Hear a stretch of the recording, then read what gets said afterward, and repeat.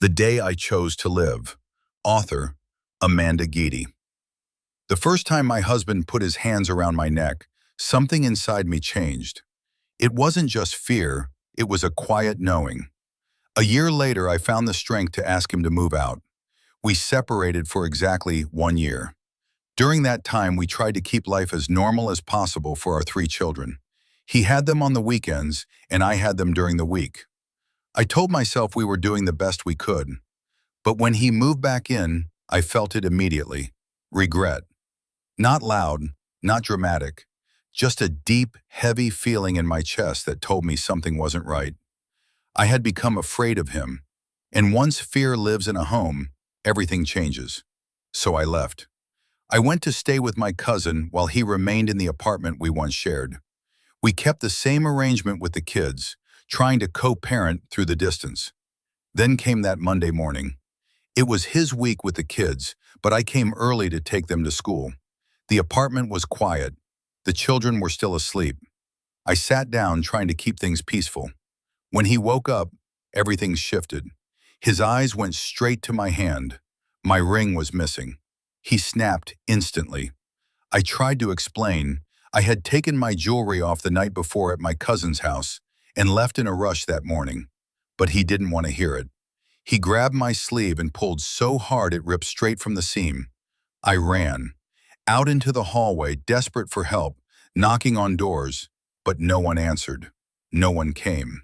There was a man standing there, bigger than my husband, and he did nothing. Before I could get away, my husband dragged me back into the apartment, into the kitchen. That's when everything became life or death.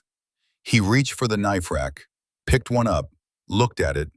"Not this one," he said. Then he grabbed another, and he came at me. I fought to protect myself. Every instinct in my body screamed to survive. I don't remember everything clearly, just fear, movement, and trying to stay alive. By the grace of God, I survived with defensive wounds that needed stitches. The only thing that stopped him was my voice. "Look what you're doing in front of your son." Something in that moment broke through. He let me go. But even then, it wasn't over. He tried to kick me down the stairs as I escaped. I didn't stop running.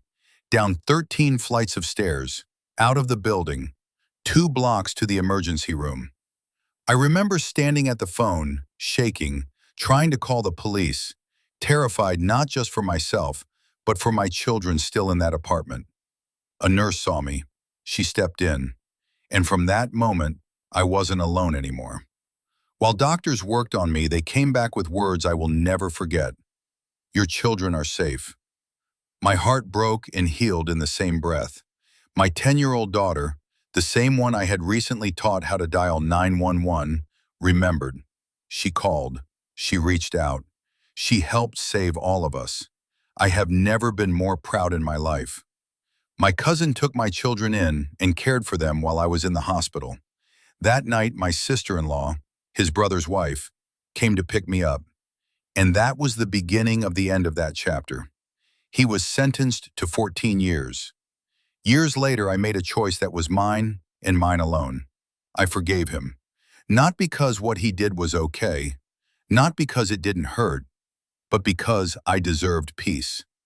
I carry no anger, only strength. Writing this still brings tears to my eyes, but they are not just tears of pain. They are tears of survival, of growth, of a woman who faced death and chose to live. Because that is who I am. I am a survivor. I am a mother. I am a woman who protected her children even when she was bleeding. I am a woman who walked away from fear and never looked back. And most of all, I am still here.